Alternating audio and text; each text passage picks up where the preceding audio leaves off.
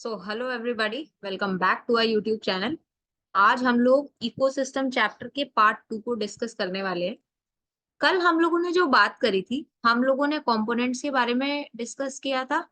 Decomposition कैसे होता है हम लोगों ने वो डिस्कस किया था, और प्रोडक्टिविटी को हम लोगों ने डिटेल में डिस्कस कर लिया था। ठीक है, आज हम लोग जो डिस्कस करेंगे that is your energy flow and ecological pyramids. ठीक है, इन दोनों टॉपिक्स को हम लोग आज डिस्कस करेंगे।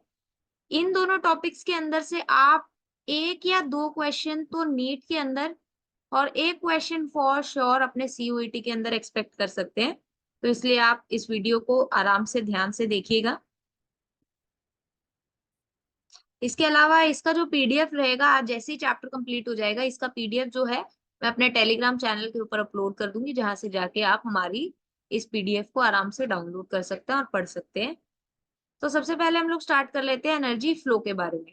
अभी तक हम लोगों ने एक बात जानी थी। बात क्या थी? हम लोगों ने जाना था कि एनर्जी का जो फ्लो होता है, energy flows from lower trophic level, from lower trophic level to higher trophic level. ठीक है, अभी तक हम लोगों ने ये बात करी थी।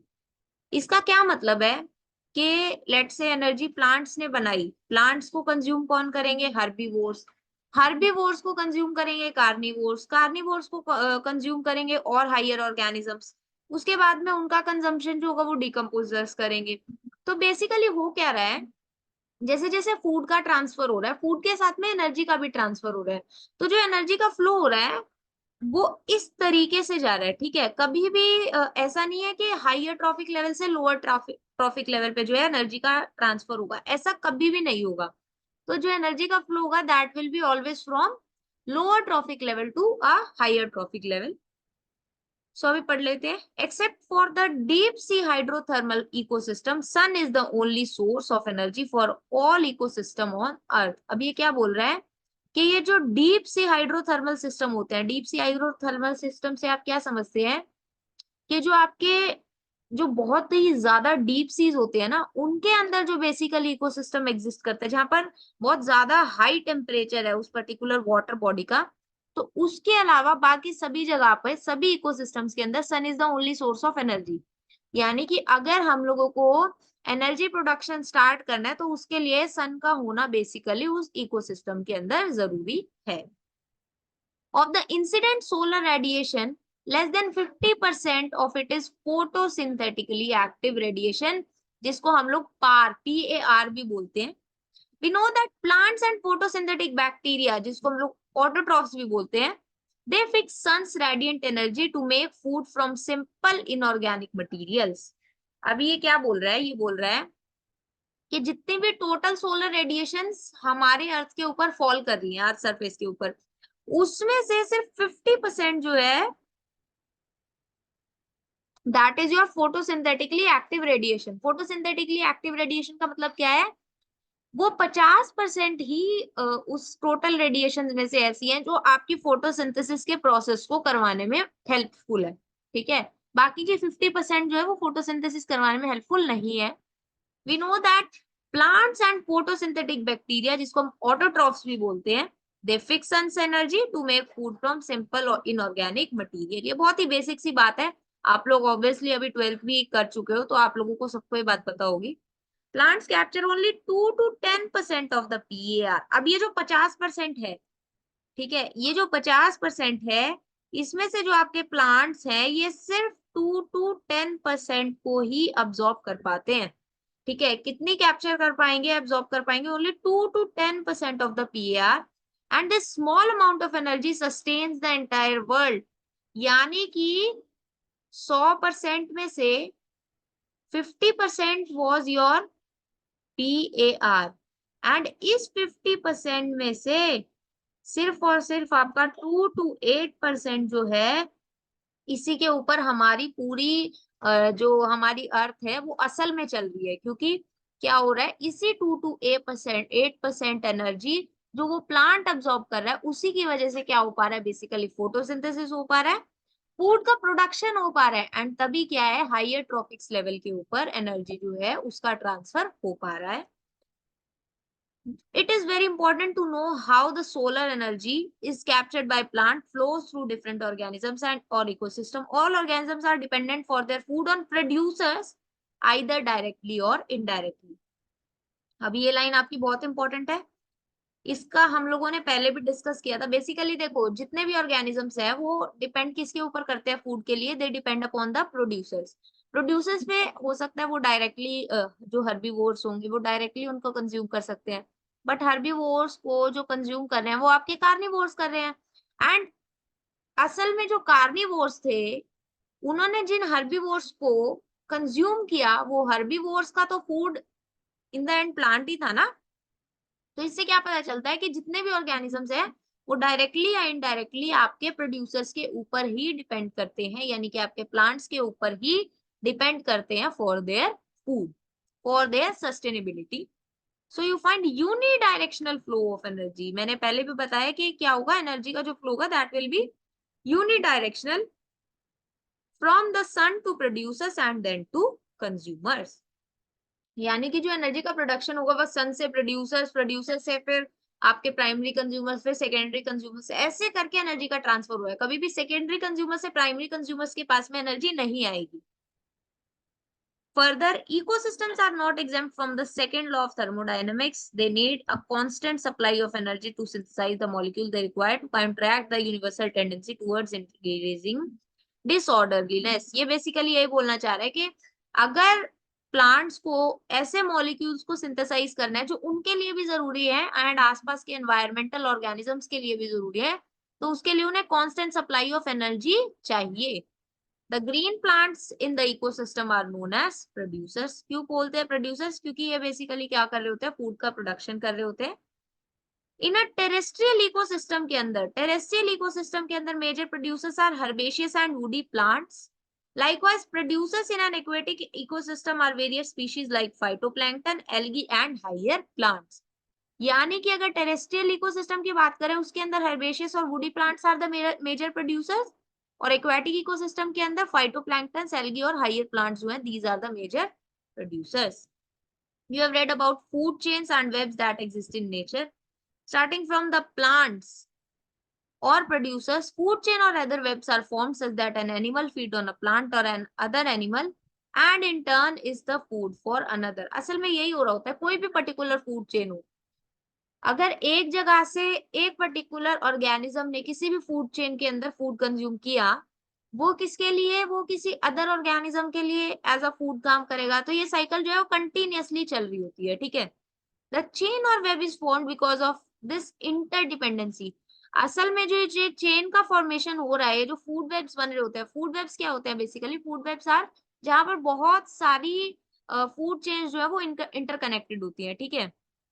जो आपके फूड वेब होती है, it is the chain of, या we can say that when many food chains are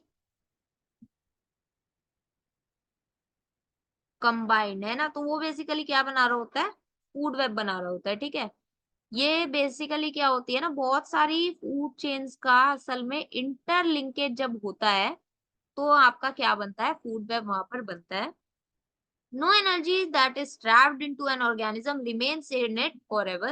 The energy trapped by producer is passed on to the consumer or the organism dies. Death of organism is the beginning of the detritus food chain. देखिए होगा क्या, मैंने आप लोगों को पहले भी बताया कि फूड जैसे जैसे कंज्यूम हो रहा है वैसे वैसे एनर्जी का ट्रांसफर भी हो रहा है। तो ऐसा नहीं है कि एक ही पर्टिकुलर ऑर्गेनिज्म के पास हमेशा सारी एनर्जी रहेगी, ऐसा नहीं है। एनर्जी का भी ट्रांसफर हो रहा होता है। तो या तो क्या होगा, एनर्जी का ट्रांसफर होगा, वरना क्या होगा कि ऑर्गेनिज्म जो है वो मर जाएगा। हो सकता है किसी सिनेरियो के अंदर अगर ऑर्गेनिज्म मर गया तो क्या फूड चेन खत्म हो जाएगी। उस केस में क्या होता है, जो आपकी डेट्राइटस फूड चेन होती है, जहां पर आपके डीकंपोजर्स बेसिकली वर्क कर रहे होते हैं, वहां पर जो है आपकी डेथ से जो है आपकी उस पर्टिकुलर फूड चेन का या फूड वेब का बेसिकली वहां पर इनिशिएशन होता है। All animals depend on plant directly or indirectly for their food needs. They are hence called consumers, यानी कि जितने भी एनिमल्स हैं उनको हम लोग क्या बोलते हैं, कंज्यूमर्स। साथ में उनको हेट्रोट्रॉफ्स भी बोल देते हैं, क्योंकि हम लोग प्लांट्स को ऑटोट्रॉफ्स बोलते हैं। If they feed on the producers the plant, they are called the primary consumers. यानी कि अगर लेट से कोई पर्टिकुलर प्लांट है, हम लोग यहाँ पे एक छोटा सा प्लांट बना लेते हैं, रफ सा डायग्राम, मेरी ड्राइंग बहुत गंदी है। ये हम लोगों ने लेट से कोई प्लांट बनाया, इसको किसी भी पर्टिकुलर एनिमल ने, लेट से इसको डियर ने खा लिया, इसको डियर ने खा लिया, डियर तो हर्बीवोर होता है। अभी अगर डियर डायरेक्टली प्लांट को कंज्यूम कर रहा है तो ये क्या होगा, प्राइमरी कंज्यूमर होगा, ठीक है। And if the animals eat other animals which in turn eat the plant और they produce, they are called secondary consumers. अब मान लो कि इस डियर को किसी लायन ने खा लिया, ठीक है, इस डियर को किसी लायन ने खा लिया, तो इस डियर ने डायरेक्टली इस प्लांट को कंज्यूम नहीं किया, पर एक ऐसी एनिमल को कंज्यूम किया जिसने प्लांट खाया था।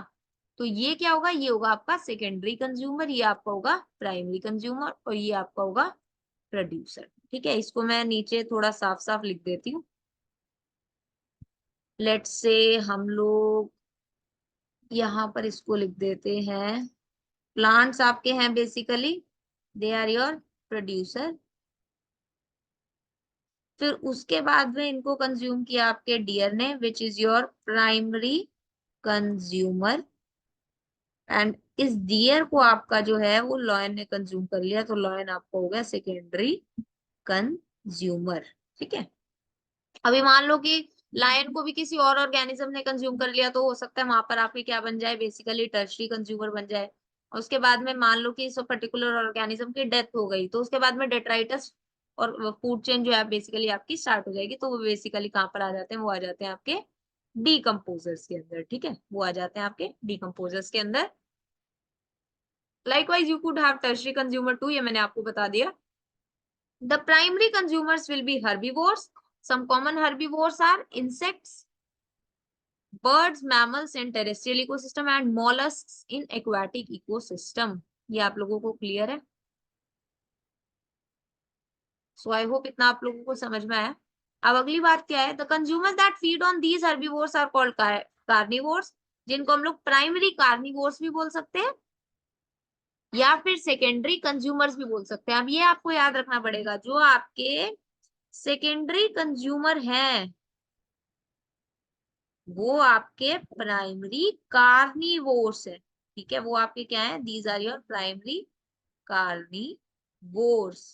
ठीक है, जो टर्शरी कंज्यूमर होंगे that will be secondary carnivores. और जो आपके हर्बीवोर्स थे, हर्बीवोर्स जो थे आपके, वो क्या है, बेसिकली आपके जो हर्बीवोर्स थे ये आपके क्या है, ये आपके प्राइमरी कंज्यूमर्स है। ठीक है, तो ये आपको याद रखना है, कंफ्यूज नहीं होना बिल्कुल भी।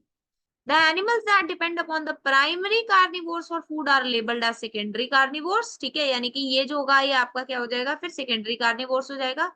और ये आपकी क्या दिखाई है, ग्रेजिंग चेन, जैसे मैंने बताई थी, ग्रास, ग्रास जो है, ग्रास को फीड किया गोट ने, गोट को फिर किसने, लेट्स से एनिमल ने कंज्यूम कर लिया, तो animal will be secondary consumer. अब ये जो यहाँ पे प्राइमरी कंज्यूमर है, ये जो आपका प्राइमरी कंज्यूमर है, ये आपका क्या हो गया, हर्बीवोर हो गया। ठीक है, तो ये आपका क्या हो जाएगा, यहाँ पर हर्बीवोर हो जाएगा। अब बात कर लेते हैं डिट्राइटस फूड चेन की। The detritus food chain begins with the dead organic matter, ये ऑलरेडी ऊपर हम लोगों ने बात कर ली। It is made up of decomposers which are heterotrophic organisms, mainly fungi and bacteria. असल में जो मेजर ऑर्गेनिजम्स होते हैं एक डिट्राइटस फूड चेन के अंदर, that are your fungi and bacteria. They meet their energy and nutrient requirement by degrading dead organic matter into detritus। इसलिए इनको सेप्रोट्रॉफ्स भी बोलते हैं। ठीक है, इनको क्या बोला जाता है, इनको सैप्रोट्रॉफ्स भी बोला जाता है या फिर सैप्रोफिटिक ऑर्गेनिजम्स भी बोला जाता। ठीक है, the decomposer secret digestive enzymes. अब ये जो डीकम्पोजर्स होते हैं ये क्या सीक्रेट करते हैं, they secrete digestive enzymes which break down dead and waste material into simple inorganic material which are subsequently absorbed by them। तो अब होगा क्या, ये जो डीकम्पोजर्स है ये क्या करेंगे, कुछ पर्टिकुलर डाइजेस्टिव एंजाइम्स को सीक्रेट करेंगे, जिनका काम क्या होता है, जितना भी डेड एंड डिकेइंग मैटर है उसको ब्रेक डाउन करेगा सिंपलर इनऑर्गेनिक फॉर्म्स के अंदर। ठीक है, जो क्या होती है बेसिकली यही फॉर्म्स फिर क्या हो रही होती है, प्लांट्स उनको एब्जॉर्ब कर रहे होते हैं और वो क्या क्या कर रहा होता है बेसिकली आपके प्लांट्स की ग्रोथ के अंदर हेल्प कर रहा होता है। ये भी मैंने आप लोगों को पहले बताया था। अभी अगर एक्वाटिक इकोसिस्टम की बात करें, उसके अंदर जो ग्रेजिंग फूड चेन होती है, it is the major conduit for energy flow. As against this, in a terrestrial ecosystem, a much larger fraction of energy flows through the detritus food chain than the grazing food chain। क्योंकि basically होगा क्या, एक terrestrial ecosystem के अंदर आपका जो है detritus food chain की वजह से वहां पर न्यूट्रिएंट्स का फॉर्मेशन होगा। ठीक है, न्यूट्रिएंट्स का फॉर्मेशन होने की वजह से क्या होगा, प्लांट्स को आपके एसेंशियल न्यूट्रिएंट्स मिलेंगे जो आपके ग्रोथ में हेल्प कर रहे होंगे। तो अगर हम बात करें आपके टेरेस्ट्रियल इकोसिस्टम के अंदर, तो डेट्राइटस फूड चेन ज्यादा एनर्जी सप्लाई करती है। अगर हम आपकी बात करें एक्वेटिक इकोसिस्टम की, तो ग्रेजिंग फूड चेन आपकी ज्यादा एनर्जी बेसिकली वहां पर जो क्या कर रही होती है, वो आपकी वहां पर एनर्जी फ्लो ज्यादा करवा रही होती है। Detritus food chain may be connected with the grazing food chain at some levels। अब इनको हम दोनों को कनेक्ट कैसे कर सकते हैं? Some of the organisms of detritus food chain are prey to the grazing food chain animals, and in a natural ecosystem, some animals like cockroaches, crows, etc. are omnivores। अब ये क्या बोल रहा है कि कई बार क्या होता है, कुछ detritus food chain के जो ऑर्गेनिजम्स होते हैं ना, वो आपके ग्रेजिंग फूड चेन के एनिमल्स के प्रे होते हैं। यानी कि जो ग्रेजिंग फूड चेन के एनिमल्स होते हैं, वो आपके डेट्राइटस फूड चेन के कुछ ऑर्गेनिजम्स को कंज्यूम कर लेते हैं। और नेचुरल इकोसिस्टम के अंदर ये जो कॉकरोचेस या क्रोज वगैरह होते हैं, ये क्या होते हैं, आपके ओमनिवोर्स होते हैं। ठीक है, या असल में आपके क्या होते हैं, ओमनिवोर्स होते हैं। तो ये जो इंटरकनेक्शन होता है ना फूड चेन का, इसी को हम लोग क्या बोलते हैं, इसी को हम लोग बोलते हैं food web. Next, organism occupy a place in the natural surroundings or in a community according to their feeding relationship with other organism। यानी कि हम लोग किसी भी पर्टिकुलर लिविंग ऑर्गेनिज्म को किस कैटेगरी के अंदर रख रहे हैं, वो डिपेंड करता है कि उनका जो फीडिंग रिलेशनशिप है वो दूसरे ऑर्गेनिजम्स के साथ में कैसा है। Based on the source of their nutrition or food, organisms occupy a specific place in the food chain, जिसको हम लोग बोलते हैं ट्रॉफिक लेवल। ठीक है, जिसको हम लोग क्या बोलते हैं, इसको हम लोग बोलते हैं trophic level, which is a specific place in the food chain. ठीक है, और किस चीज पे हम लोग इसको बेसिकली क्लासीफाई कर रहे होते हैं, on the source of their nutrition और food. Producers belong to the first trophic level, herbivores to the second and carnivores to the third. देखिए, ये डायग्राम देख लेते हैं हम लोग। देखो, ये जो आपके प्रोड्यूसर्स थे, यानी कि जो आपके प्लांट्स थे, ये होंगे फर्स्ट ट्रॉफिक लेवल के ऊपर, क्योंकि एनर्जी का जो फ्लो होगा वो यहीं से होगा, और जो फूड का ट्रांसफर हो रहा है वो भी प्रोड्यूसर से ही हो रहा है। इसके एग्जांपल्स क्या क्या, फाइटोप्लैंक्टन, ग्रास एंड ट्रीज। फिर ये प्रोड्यूसर्स ने क्या किया, एनर्जी और फूड का ट्रांसफर किया आपके प्राइमरी कंज्यूमर्स के पास में, जो असल में होते हैं हर्बीवोर्स। ये आपके ऑक्यूपाई करेंगे सेकेंड ट्रॉफिक लेवल को, जिसके अंदर आपके जूप्लैंक्टन, ग्रासहॉपर और काउस, यानी कि जो आपके हर्बीवोर होते हैं वो आ सकते हैं। फिर ये जो प्राइमरी कंज्यूमर्स है, इनको आपका खाया सेकेंडरी कंज्यूमर्स ने, यहाँ पे आपका बना थर्ड ट्रॉफिक लेवल, और इनको आप लोग बोलते हैं कार्निवोर्स, या फिर इनको आप प्राइमरी कार्निवोर्स भी बोल सकते हैं। इसके अंदर आपके आती हैं बर्ड्स, फिशेज और वुल्फ। सेकेंडरी कंज्यूमर्स का जो कंजम्पशन है वो टर्शरी कंज्यूमर्स ने किया, जहां से आपका बना फोर ट्रॉफिक लेवल, जिसको आप टॉप कार्निवोर्स भी बोल सकते हो, जिसके अंदर आपके मैन और लायन आते हैं। या फिर आप चाहें तो इसको सेकेंडरी कार्निवोर्स भी बोल सकते हैं, बट असल में top carnivore will be a more relevant term. So next अब बात कर लेते हैं, the important point to note is that amount of energy decreases at successive trophic levels. असल में होगा क्या है, जो एनर्जी का ट्रांसफर हो रहा है ना, तो एनर्जी फ्लो के अंदर जो है अमाउंट ऑफ एनर्जी जो ट्रांसफर होगी नेक्स्ट ट्रॉफिक लेवल पे के ऊपर, वो कंटिन्यूअसली क्या होता रहता है, डिक्रीज होता रहता है। और यहाँ पर जो लॉ लग रहा होता है आपका, दैट इज योर 10% लॉ। कौन सा लॉ वर्क कर रहा होता है आपका, 10% लॉ यहाँ पर वर्क करता है। When any organism die, it is converted into detritus or dead biomass, सबको पता है, that serve as an energy source for decomposers। Organism at each trophic level depend on those at the lower trophic level for their energy demands। ये मैं already आपको बता चुकी हूँ। Each trophic level has a certain mass of living material at a particular time, which is known as standing crop। The standing crop is measured as the mass of living organism, जिसको हम biomass बोलते हैं, और the number in an unit area. The biomass of a species is expressed in term of fresh और dry weight. अभी सबसे पहले उसने क्या बोला कि हर ट्रॉफिक लेवल पे ऊपर एक certain mass of living material present होता है एक पर्टिकुलर टाइम पे। तो यानी कि एक पर्टिकुलर टाइम पे एक ट्रॉफिक लेवल पे कितना अमाउंट ऑफ बायोमास प्रेजेंट है, या फिर जो आपका लिविंग मटेरियल प्रेजेंट है, उसी को हम लोग क्या बोलते हैं, स्टैंडिंग क्रॉप।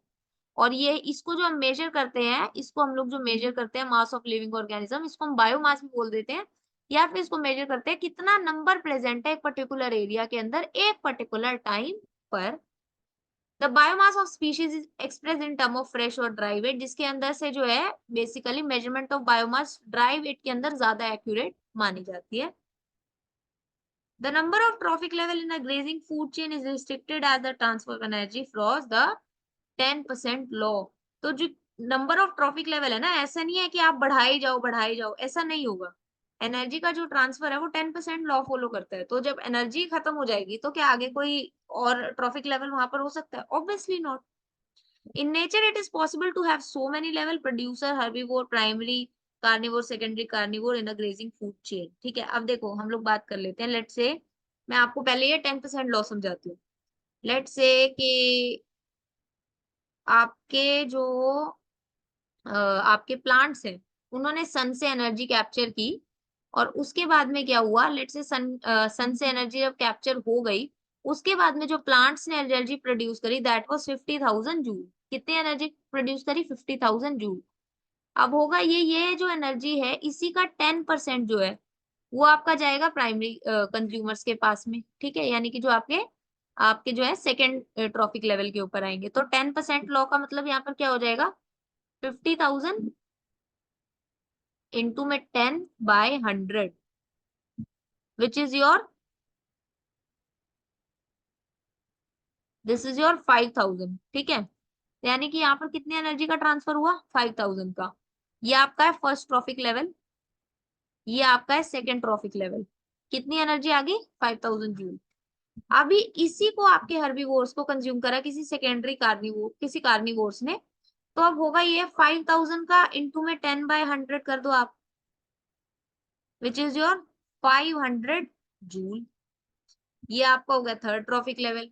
अब लेट से इसको जो है किसी टॉप कार्निवोर ने कंज्यूम करा, तो उसके पास में कितनी एनर्जी जाएगी, यहाँ से 50 जूल एनर्जी जाएगी। यानी कि आपके जो टॉप कार्निवोर है इनको सिर्फ कितनी एनर्जी मिल रही है 50,000 में से, सिर्फ और सिर्फ 50 जूल।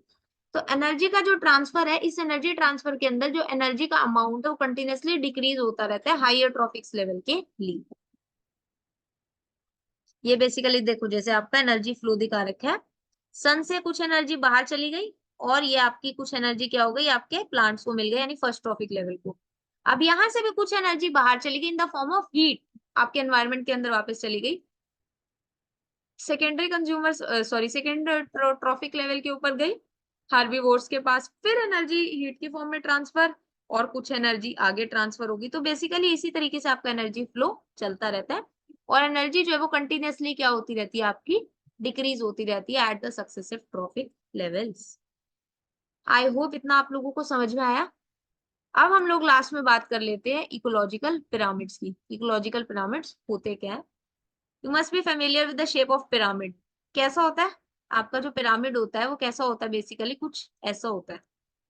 ठीक है, the base of pyramid is broad, base जो होता है वो ब्रॉड होता है, and the apex is narrow. ठीक है, ये जो एपेक्स होता है that is your narrow. One gets a similar shape when you express the food और एनर्जी रिलेशनशिप बिटवीन ऑर्गेनिज्म। यानी कि जो हम लोग पिरामिड्स बना सकते हैं वो फूड के लिए भी बना सकते हैं, एनर्जी लेवल के लिए भी बना सकते हैं at different trophic level. The relationship is expressed in terms of number, biomass और एनर्जी। यानी कि अगर हम लोग यहाँ पर पिरामिड्स की बात करेंगे तो हम pyramid of number, pyramid of biomass और पिरामिड ऑफ एनर्जी बना सकते हैं। The base of each pyramid represent the producers और the first trophic level, while the apex represent the tertiary और the top level consumers। ठीक है, यानी कि अगर ये हम लोगों ने बनाया है तो ये जो है आपका दिखा रहा है, ये आपके होंगे आपका फर्स्ट ट्रॉफिक लेवल, फिर आइए आपका सेकेंड ट्रॉफिक लेवल, ये आपका थर्ड, और ये आपका फोर्थ। ठीक है, इस तरीके से ये क्या दिखा रहा होता है, आपके ट्रॉफिक लेवल को रिप्रेजेंट कर रहा होता है। The three type of ecological pyramids are pyramid of number, pyramid of biomass and pyramid of energy. Already मैंने आपको बता दिया। ये आपके देखो पिरामिड्स के एग्जांपल दिए, पिरामिड ऑफ नंबर का दिया हुआ है ग्रासलैंड इकोसिस्टम में, पिरामिड्स ऑफ बायोमास का दिया हुआ है, और ये आपका जो है पिरामिड ऑफ बायोमास, इसकी हम लोग अभी डिटेल में हम लोग डिस्कशन यहाँ पर करेंगे। और ये आपका जो है पिरामिड ऑफ एनर्जी, ठीक है। अब ये पिरामिड ऑफ एनर्जी देखो आप, ये जो पिरामिड ऑफ एनर्जी होता है ना, इट इज ऑलवेज अपराइट, ठीक है। ऑलवेज अपराइट का मतलब क्या है कि एनर्जी का जो ट्रांसफर है ना, वो डिक्रीज ही होता जा रहा है। देखो 10,000, फिर 1000, फिर 100, फिर 10। जैसे हम लोगों ने 50,000 कंसीडर किया था, ये ऐसे होगा। प्राइमरी कंज्यूमर्स, या जो आपके प्रोड्यूसर्स है, sorry producers, primary consumer, secondary consumer और आपके tertiary consumers.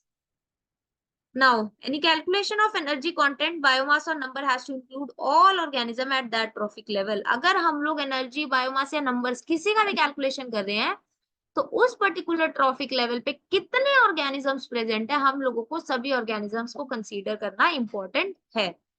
No generalisation will make it true if we take only a few individual. हम अंदाजा नहीं लगा सकते कि मान लेते हैं चलो पहले पे 50,000 मिले, दूसरे पे मान लेते हैं 5,000 मिलेंगे, ऐसे नहीं होता, ठीक है। हम लोगों को एक पर्टिकुलर नंबर हम लोगों को लेके चलना पड़ेगा। आप खुद से वहां पर जनरलाइज वे में नहीं कर सकते इसको, क्योंकि अगर आपको एक प्रॉपर, आपको क्या चाहिए, आपको एक डेटा चाहिए, तो उसके लिए आपको क्या करना पड़ेगा, कैलकुलेशंस को पूरे तरीके से, प्रॉपर तरीके से वहां पर करना पड़ेगा। Also, a given organism may occupy more than one trophic level simultaneously। ये बहुत इंपॉर्टेंट है कि एक पर्टिकुलर ऑर्गेनिज्म ऐसा हो सकता है कि वो आपके सेकंड ट्रॉफिक लेवल पे भी और वो आपके थर्ड ट्रॉफिक लेवल पे भी हो। तो ऐसा जरूरी नहीं है कि एक पर्टिकुलर ऑर्गेनिज्म सिर्फ एक पर्टिकुलर ट्रॉफिक लेवल ही एक टाइम पे क्या करेगा, ऑक्यूपाई करेगा, ऐसा जरूरी नहीं है। One must remember that the trophic level represent a functional level, not a species as such। तो असल में जो ट्रॉफिक लेवल दिखा रहा है वो क्या दिखा रहा होता है, जस्ट एक लेवल दिखा रहा है, ऐसा नहीं है कि वो एक पर्टिकुलर स्पीशीज को ही रिप्रेजेंट कर रहा है, ठीक है। तो इसीलिए हम लोग बोल रहे हैं कि एक पर्टिकुलर ऑर्गेनिज्म जो है वो more than one trophic level को क्या कर सकता है, एक टाइम पे ऑक्यूपाई कर सकता है। A given species may occupy more than one trophic level in the same ecosystem at the same time। For example, a sparrow is a primary consumer when it eats seeds, fruits, peas, and a secondary consumer when it eats insects and worms। अब ये क्या बोल रहा है कि आपका जो given species है वो हो सकता है ना एक पर्टिकुलर टाइम पे more than one trophic level को क्या कर ले, ऑक्यूपाई कर ले। ये पॉइंट ऊपर भी लिखा होगा। अब इसका एग्जांपल देखो, एग्जांपल है sparrow is a primary consumer. Sparrow जो है एक प्राइमरी कंज्यूमर होता है कब, जब वो सीड्स, फ्रूट या पीस को खा रहा हो। पर जब वो इंसेक्ट्स और वॉर्म्स को खा रहा हो तो वो सेकेंडरी कंज्यूमर बन जाता है, क्योंकि तब क्या हो रहा है, वो इंसेक्ट्स और वॉर्म्स को जो खा रहा है वो असल में क्या कर सकती है, वो आपके प्लांट्स के ऊपर फीड कर सकती है ना, तब वो क्या हो गया, सेकेंडरी कंज्यूमर हो गया। एंड फर्स्ट केस के अंदर वो क्या था, एक प्राइमरी कंज्यूमर था। In most ecosystem, all the pyramids of number, energy and biomass are upright। अब most of the ecosystem के अंदर ये जो पिरामिड्स होते हैं वो मैक्सिमम टाइम पे क्या होते हैं, अपराइट होते हैं। अपराइट का मतलब क्या होगा कि जो लोअर ट्रॉफिक लेवल पे है, वो नंबर हो या बायोमास हो या एनर्जी हो, वो हमेशा ज्यादा होगी comparative to the higher trophic level, ठीक है। यानी कि producers will be more in number and biomass than the herbivores, and herbivores are more in number and biomass than the carnivore. Energy at a lower trophic level is always more than a higher trophic level, ठीक है। ये भी बहुत important point है। There are exceptions। अब इनकी exceptions क्या होती हैं, ठीक है। If you were to count the number of insects feeding on a big tree, what kind of a pyramid would you get? Now add an estimate of the number of small bird depending on the। ये basically क्या दिखा रखा है आपको, एक आप लोगों को बोला है कि आप आइडिया लगा के देखो कि मान लो हम लोगों ने एक पर्टिकुलर ट्री पे नंबर ऑफ इंसेक्ट्स कितनी ज्यादा है, तो ऑब्वियसली बहुत ज्यादा इंसेक्ट्स होंगी ना। अब आपका जो ट्री है, ठीक है, तो वो तो एक ही है, बट असल में उसके ऊपर फीड करने वाले तो बहुत सारे हो गए ना। तो वो बेसिकली इस तरीके से आपको एक्सप्लेन करना चाह रहा है। The pyramid of biomass in sea is generally inverted because the biomass of fishes far exceeds that of the phytoplankton। ये क्या बोल रहा है, जो आपके एक्वाटिक इकोसिस्टम में जो सी के अंदर जो पिरामिड ऑफ बायोमास है वो इन्वर्टेड होता है। इन्वर्टेड होने का रीजन क्या है, क्योंकि जो बायोमास ऑफ फिशेज है ना, वो एक्सीड कर जाता है आपके फाइटोप्लैंक्टन से। असल में आपके जो फाइटोप्लैंक्टन थे वो एक लोअर ट्रॉफिक लेवल पे है, तो उनका जो पिरामिड ऑफ बायोमास है, मतलब उनका जो बायोमास है वो ज्यादा होना चाहिए। पर ऐसा नहीं होता, जो बायोमास फिशेस का होता है वो ज्यादा होता है as compare to that of phytoplanktons, ठीक है। तो इसलिए क्या हो जाता है, जो पिरामिड होता है वो जनरली आपका इन्वर्टेड हो जाता है। जैसे ये आपका देखो एनर्जी का दिया हुआ है, इसके अलावा ये आपका किसका दिया हुआ है, इन्वर्टेड पिरामिड ऑफ बायोमास, जिसके अंदर आपका small standing crop of phytoplankton जो है बहुत सारे जू प्लैंक्टन्स को असल में सपोर्ट कर रहा होता है, ठीक है। The pyramid of energy is always upright, ये पॉइंट मैंने आप लोगों को पहले भी बताया था। Can never be inverted because energy जो फ्लो होगी, तो एनर्जी क्या होगी, हर स्टेप के ऊपर एनर्जी का जो लॉस है वो हीट की फॉर्म में होगा ही होगा, ठीक है। तो कभी भी एक हाइयर ट्रॉफिक लेवल के ऊपर एनर्जी लोअर ट्रॉफिक लेवल से ज्यादा नहीं होगी। Each bar in the pyramid indicates the amount of energy present at each trophic level at a given time और एनुअली पर unit area. However, there are certain limitations of ecological pyramid such that it does not, अब बात आती है ecological pyramids की, आपकी limitations क्या क्या है। तो पहली limitation क्या है, it does not take into account the same species belonging to two or more trophic level। असल में ये क्या करता है, उस स्पीशीज को ये कंसीडर नहीं करता बेसिकली, एक सेम स्पीशीज को जो दो या दो से ज्यादा ट्रॉफिक्स लेवल पे बेसिकली क्या कर रही हो, सेम टाइम पे एग्जिस्ट कर रही हो। ये क्या है, एक सिंपल फूड चेन मान रहा होता है, ठीक है। ये ऐसे नहीं है कि ये कभी भी जो है फूड वेब्स को कंसीडर नहीं कर रहा होता है। ऐसा नहीं है ना कि हमेशा एक फूड चेन हमेशा सिंपल ही रहेगी, ऐसा नहीं है। जो फूड चेन्स होती हैं, different different food chains are interconnected. तो असल में फूड वेब को तो क्या कर रहा होता है, अकोमोडेट कर ही नहीं रहा होता। तो ये भी क्या है, बेसिकली इसकी एक मेजर डिसएडवांटेज है। इसके अलावा बहुत इंपॉर्टेंट डिसएडवांटेजेस, कि सैप्रोफाइट्स को इकोलॉजिकल पिरामिड्स के अंदर कोई भी बेसिकली पोजीशन दी नहीं गई है। असल में तो आपके जो सैप्रोफाइट्स है वो कितना इंपॉर्टेंट रोल प्ले कर रहे हैं इकोसिस्टम के अंदर, पर सैप्रोफाइट्स के लिए इकोलॉजिकल पिरामिड्स में कोई जगह नहीं है। तो ये भी इसकी क्या है, एक मेजर डिसएडवांटेज या लिमिटेशन है, ठीक है। तो ये जो आपके ग्राफ्स दिए हुए हैं, बेसिकली आपके पिरामिड्स दिखाए हुए, ये पिरामिड ऑफ एनर्जी है। ये आपका जो है, ये आपका जो है that is your inverted pyramid of biomass. और ये आपका जो है सॉरी, ये हाँ, ये आपका है इन्वर्टेड पिरामिड, और ये आपका है अपराइट पिरामिड, जो आपका क्या दिखा रहा है, हाइयर ट्रॉफिक्स के लेवल के ऊपर क्या हो रहा है, नंबर जो है वो हमेशा डिक्रीज हो रहा है बायोमास का।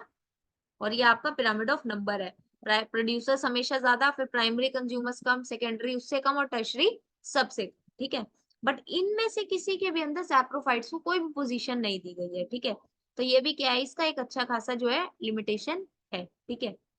तो इसी के साथ में हम लोगों का इकोलॉजी चैप्टर भी पूरा कंप्लीट हो जाता है। आई होप आप लोगों को ये समझ में आया। देखो ये वाला जो सीरीज है ना, आप इसको नीट और सीयूईटी दोनों के लिए फॉलो कर सकते हो। अभी आपका नीट भी पास में है और सीयूईटी भी पास में है, तो आप इन लोगों के लिए इन दोनों के लिए आप चाहें तो इन वीडियोस को 2x पे भी देख सकते हैं। इसके अलावा ये जो पीडीएफ है, आप लोग इसको हमारे टेलीग्राम चैनल से डाउनलोड कर सकते हैं। बाकी सारे जितने भी चैप्टर्स अभी तक इस सीरीज के अंदर कवर हो चुके हैं या आगे कवर होंगे, सबके पीडीएफ हमारे टेलीग्राम चैनल के ऊपर ही मिलेंगे। आप हमारा टेलीग्राम ग्रुप भी ज्वाइन कर सकते हैं। एंड अगर आप लोगों को हमारी वीडियो पसंद आई हो और आप हमारे चैनल के ऊपर नए हैं, then please like the video, do subscribe to our channel, wait for the next video. Until then, keep learning.